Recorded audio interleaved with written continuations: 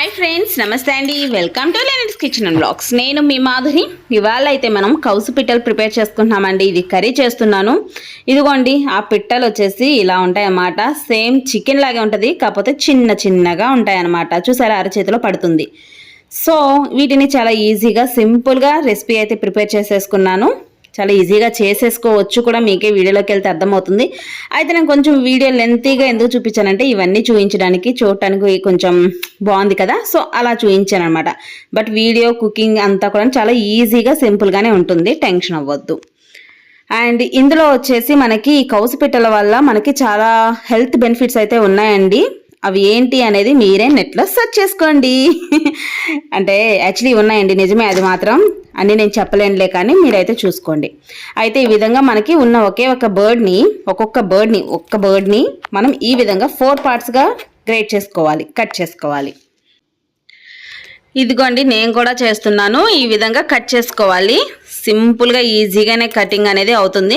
మనం ఏంటంటే యాక్చువల్లీ మొత్తం స్కిన్లెస్ తీసుకున్నానండి, స్కిన్తో కూడా తీసుకోవచ్చు. అండ్ ఈ బర్డ్ ఏంటి ఇంత చిన్నగా ఉంది అని మీరు అనుకుంటారేమో. ఇంకా దీనికి ఈ జాతి బర్డ్స్ అనేది ఇంతే పెరుగుతాయి, ఇంతకు మించి పెద్దగా ఏం రావండి. ఇలా ఒక్కదాన్ని మనం ఇలా జస్ట్ 4 పీసెస్ చేసుకుంటే చాలు, బాడీ పార్ట్స్. ఇంక ఇదేమో కొంచెం ఎగ్స్ అని నెక్ కాబట్టి ఇట్స్ ఓకే.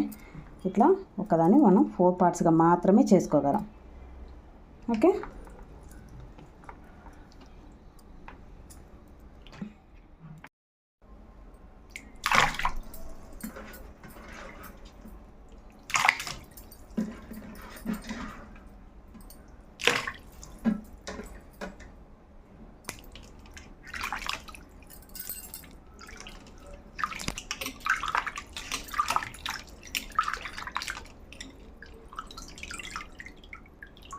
ఇదండి విషయం. అయితే ఇలా నీట్గా క్లీన్గా కట్ చేసేసుకొని మనం చక్కగా కడుక్కున్న తర్వాత ఆయిల్ హీట్ చేసుకొని, ఆయిల్ బాగా హీట్ అయినాక ఉల్లిపాయ పచ్చిమిర్చి వేసుకొని, ఉల్లిపాయలు ఇలా గోల్డెన్ బ్రౌన్ కలర్ వచ్చే వరకు వేయించుకున్నాక దీంట్లో ఫ్రెష్గా దంచి పెట్టుకున్న అల్లం వెల్లుల్లిపాయ పేస్ట్ వేసి కమ్మటి వాసన వచ్చే వరకు వేయించినాక కరివేపాకు కూడా వేసేసుకొని చిటపట్లాడించేద్దాం. ఇవన్నీ బాగా వేగిన తర్వాత మాత్రమే మనం ఈ కౌజుపిట్ట ముక్కల్ని వేసేసుకుందాం.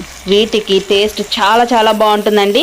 మనం ఈ విధంగా నీట్గా కట్ చేసుకున్నాం కదా. స్కిన్లెస్తో మనం తీసుకున్నాం, స్కిన్తో కూడా చాలామంది చేస్తూ ఉంటారు. మనకైతే స్కిన్లెస్ దొరికిందనమాట.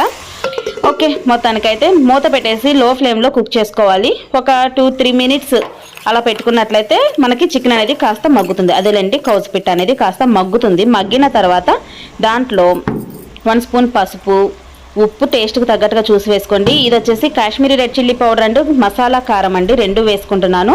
మీరు చూసి మీ దగ్గర ఉన్నదాన్ని బట్టి వేసుకోండి. ఇది గరం మసాలా అండి, సగం వేసాను, సగం పక్కన పెట్టేసుకున్నాను.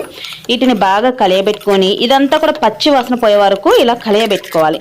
ఇలా కలియబెట్టుకున్న తర్వాత ఒక 2 టమాటోస్ని ఈ విధంగా ప్యూరీ చేసుకోవాలండి, అంటే కచ్చాపచ్చా చేసుకోవాలి, మరి జ్యూసీగా చేసుకోవద్దు. ఓకేనా? ఇలా చేసుకొని దాన్ని కూడా బాగా కలుపుకోవాలి. ఈ టమాటో అంతా కూడా బాగా కుక్ అయ్యే వరకు ఈ విధంగా కలుపుకోవాలి. కలుపుకున్న తర్వాత మాత్రమే మనం వాటర్ యాడ్ చేసుకోవాల్సి వస్తుంది. సో ఇప్పుడు కొంచెం మూత పెట్టేసి ఒక 5 మినిట్స్ పాటు స్లోగా కుక్ చేసుకుందాం. చూసారు కదా, ఆయిల్ అనేది పైకి సపరేట్ అవుతుంది, టమాటో అంతా మగ్గిందని అర్థం అనమాట. ఈ స్టేజ్లో ఉన్నప్పుడు ఒకసారి బాగా కలియబెట్టేసుకొని తగినంత వాటర్ అనేది యాడ్ చేసుకోవాలి. నేను 1 గ్లాస్ వాటర్ మాత్రమే యాడ్ చేశాను. మీరు చూసుకొని యాడ్ చేసుకొని, మనకి కర్రీ గ్రేవీగా కావాలా పులుసుగా కావాలనే దాన్ని బట్టి మనం వాటర్ అనేది అడ్జస్ట్ చేసుకోవాలి. దాంట్లో ఉప్పు కారాలు కూడా ఆ విధంగా చూసి అడ్జస్ట్ చేసుకోవాలి. కొంచెం కొరియాండర్ లీవ్స్ని యాడ్ చేసేసి ఒకసారి బాగా కలియబెట్టుకొని మూత పెట్టేసుకొని కుక్ చేసుకుందామండి. దీన్ని మధ్యలో మనం జస్ట్ అలా తీసి కలియబెట్టుకోవడం వల్ల మనకి మసాలాలు అన్నీ కూడా ఈవెన్గా మనకి కర్రీకి పడతాయి అండ్ అన్నీ కూడాను బాగా కుక్ అవుతుంది అనమాట. సో అలా మధ్యలో మనం కలియబెట్టుకుంటూ మనం మళ్ళీ మగ్గించుకోవాల్సి ఉంటుంది. ఇది పులుసుగా తినాలనుకుంటే ఈ స్టేజ్లో ఉండగా ఆపేయచ్చు, లేదనుకుంటే ఇంకొంచెం మగ్గించుకోవాలి. నేను ఇట్లా గ్రేవీ కర్రీ లాగా చేసుకున్నాను అనమాట. సో నాకు ఇది సరిపోతుంది, పర్ఫెక్ట్.